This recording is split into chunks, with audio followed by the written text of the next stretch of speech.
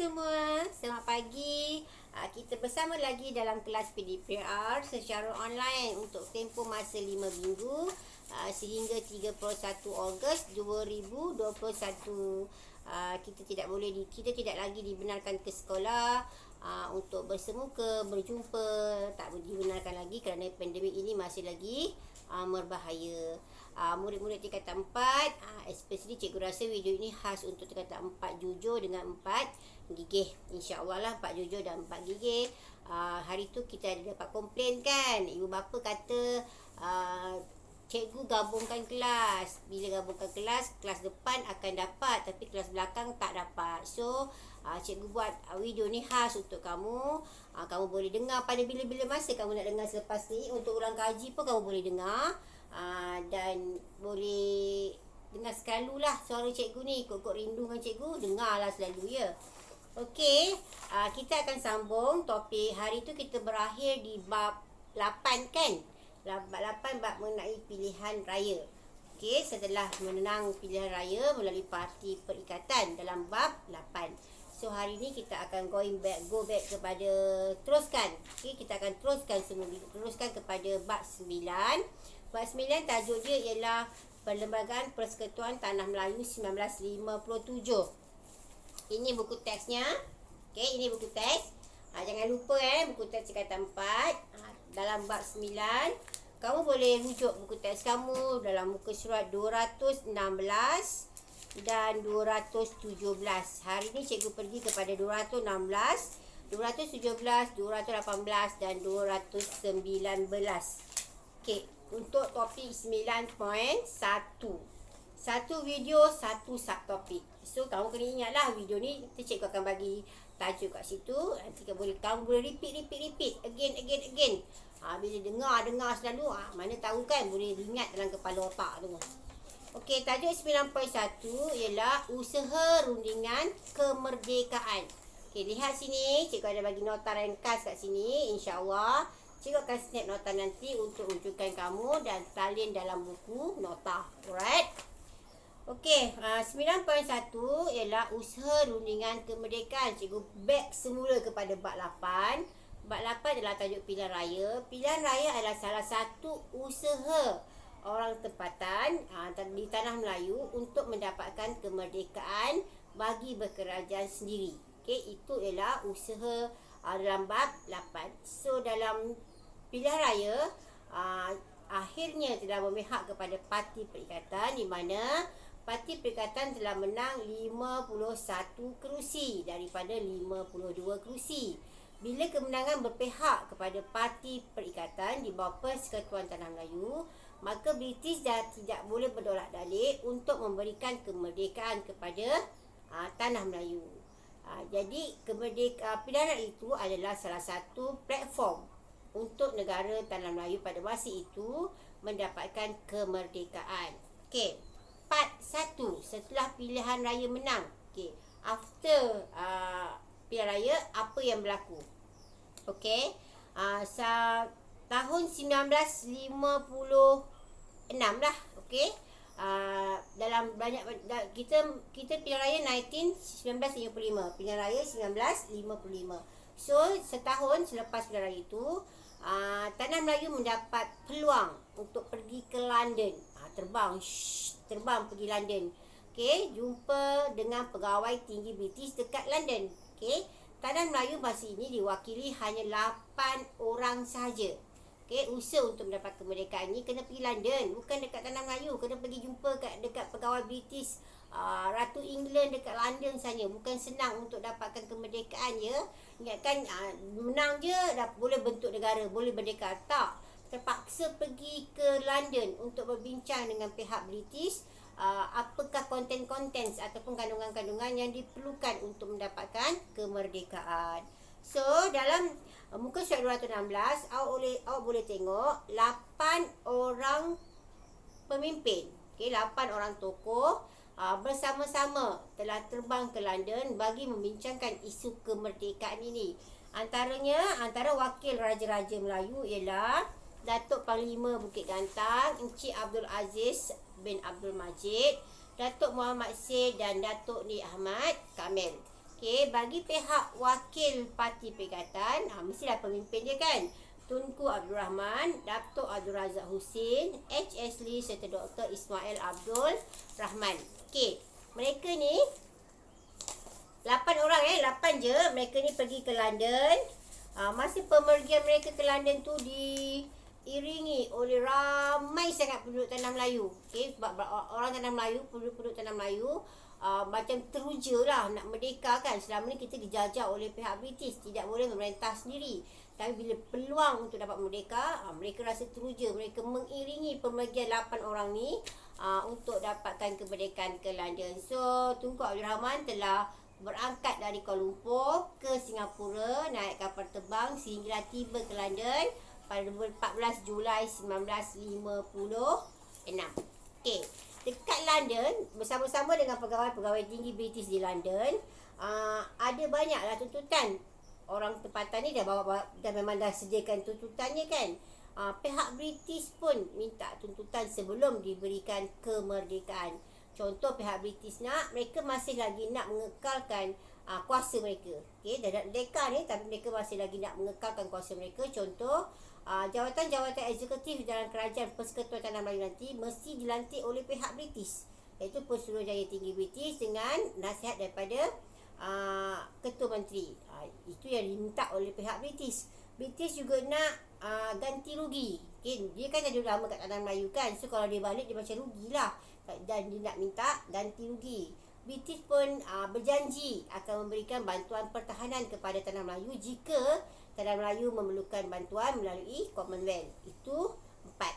Satu, dia nak lagi melantik jawatan-jawatan kuasa yang tertinggi ni, eksekutif tertinggi ni, dia nak lantik. British nak lantik untuk orang Tanah Melayu.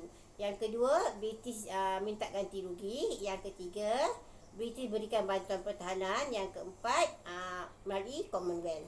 Okay, itu ialah keinginan, kehendak apa yang diperlukan oleh pihak British. Tapi Tanah Melayu pun ada kehendak dia. Negara kita, negara Tanah Melayu, orang tempatan sendiri, mereka pun ada kehendak mereka. Mereka nak semua jawatan-jawatan tertinggi dalam Persekutuan Tanah Melayu diberi kepada orang tempatan. Mereka tak nak lagi orang-orang British dah. Mereka tak nak lagi orang-orang luar. Mereka nak orang tempatan sahaja mendapat jawatan-jawatan eksekutif ni. Contohnya, Setiausaha Kewangan digantikan dengan Menteri Kewangan. Contohnya Menteri Hal Ehwal Negeri. Contoh lagi ialah Menteri Pertahanan. Itu semua mesti diberi kepada orang tempatan. Okey, itu semua diberi kepada orang tempatan. Yang pertama, yang kedua ialah tarikh kemerdekaan. Mereka menetapkan tarikh kemerdekaan diberi tidak lewat daripada 31 Ogos. Tak naklah 1 hari bulan 9 1957. No. Diberikan tarikh sebelum 31 Ogos 1957. Maksudnya setahun lah kan. Dia pergi Julai, so dia balik another 1 year lah, Ogos 1957. Yang ketiga, dia nakkan isu-isu perlembagaan itu diambil kira lah. Apa yang orang Tanah Melayu nak dalam isu perlembagaan tu, contohnya keuangan, keselamatan, perkhidmatan awam, itu yang diperlukan, yang dipentingkan dalam perlembagaan. Mesti diadakan dalam perlembagaan tersebut. Okey. Jadinya bila sahaja dah diterima, tuntutan-tuntutan itu telah dibincangkan secara bersemuka antara wakil daripada Tanah Melayu dengan wakil pihak British ni. Mereka jumpa bersemuka, mereka bincang, mereka buat tuntutan. Akhirnya persetujuan itu telah diterima. So rombongan yang ke London tadi ni, 8 orang ni, baliklah semula ke Tanah Melayu. Okey, bila sahaja balik saja, mereka terus mendarat dekat Melaka. Okey, mereka terus mendarat dekat Melaka. Kenapa Melaka? Sebab Melaka merupakan negeri pertama yang dijajah oleh pihak-pihak luar, dan juga Melaka merupakan simbolik kepada Kesultanan Melayu. Okey, sebab tu dia buat peristiharan, belum lagi pemasyhuran. Awak kena ingat satu istihar, satu mashur.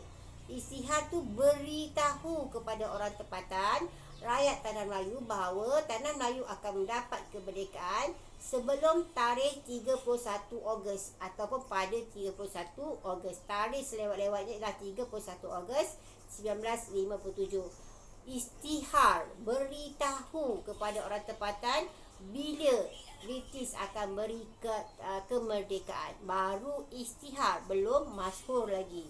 Okey. Itu dia ialah 9.1.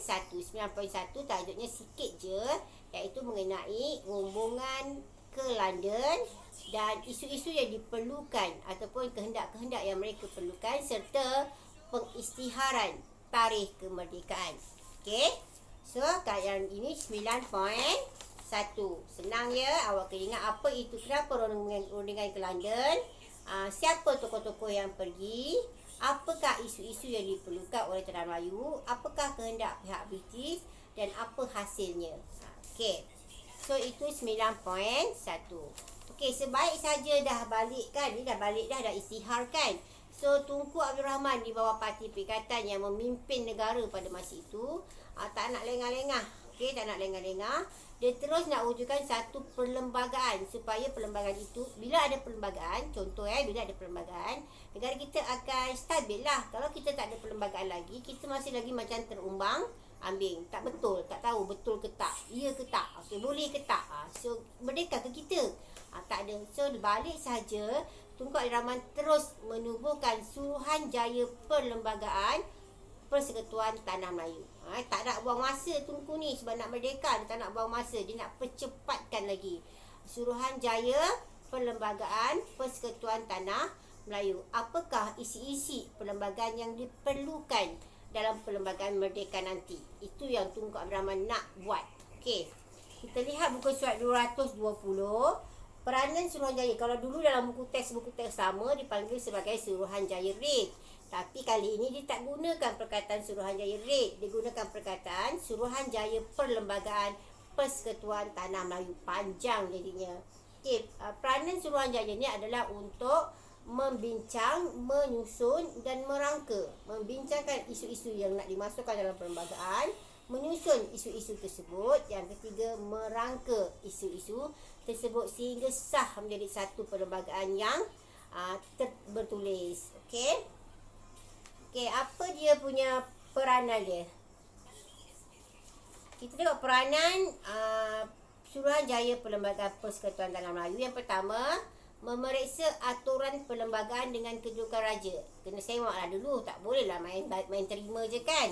Yang kedua, cadangan perlembagaan itu mesti bebas, tidak ada kaitan dengan mana-mana pihak. Okey, tidak kisahlah radikal ke tak radikal ke, yang sokong ke yang tak sokong ke, mesti bebas. Siapa-siapa je boleh bagi pandangan mengenai perlembagaan ini. Yang ketiga, Kerajaan Persekutuan Tanah Melayu nakkan dua lah. Satu, persekutuan juga ada satu kerajaan pusat yang mentadbir, dan negeri-negeri. Kerajaan negeri-negeri ada bidang kuasa otonomi mereka yang tertentu.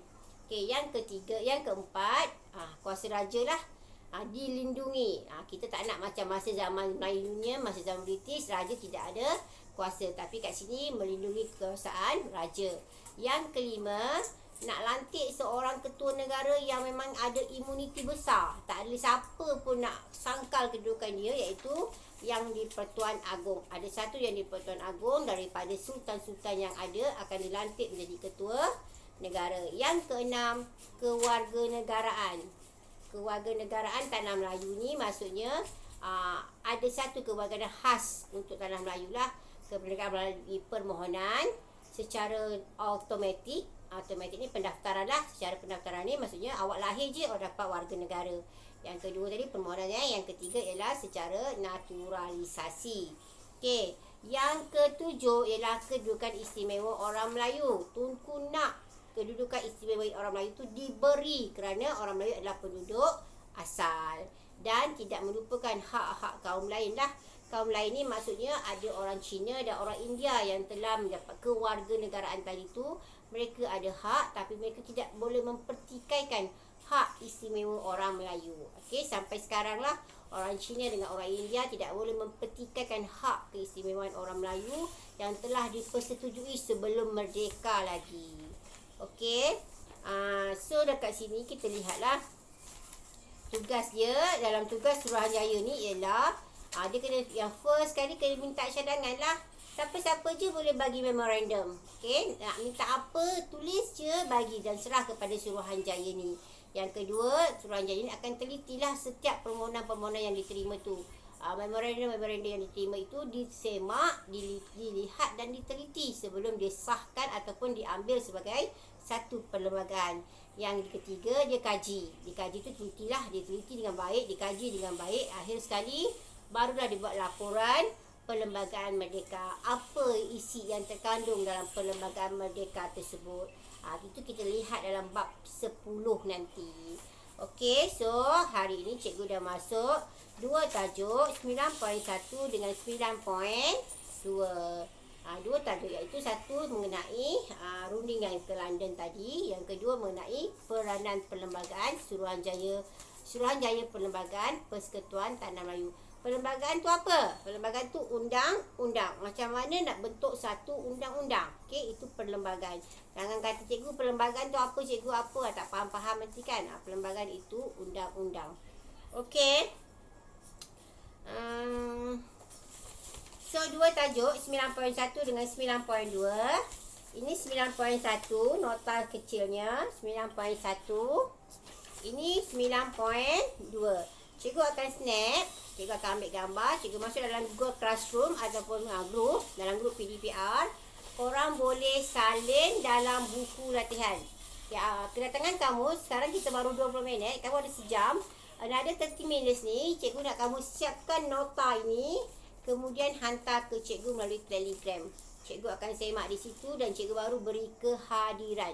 Siapa yang siap, cikgu bagi kehadiran. Okey? Baik, cikgu bagi tempoh sehingga pukul 1.30 tengah hari ni lah.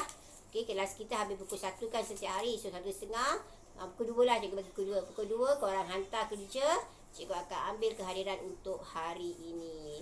Sekian cikgu untuk hari ini. The next class, cikgu akan bagi latihan. So, cikgu akan masuk dalam Google Classroom. Sila buat ya, kehadiran diambil kepada sesiapa yang turn in butang dalam Google Classroom, atau yang tak boleh nak tu PM cikgu untuk cikgu hantar secara personal dekat tele masing-masing.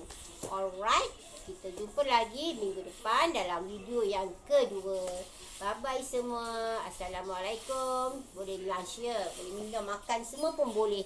Bye-bye.